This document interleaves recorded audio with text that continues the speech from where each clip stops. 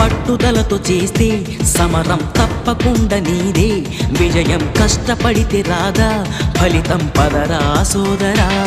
నీ ధైర్యం తోడై ఉండగా ఏ సాయం కోసం చూడక, నీ ధ్యేయం చూపే మార్గంలో పోరా సూటిగా.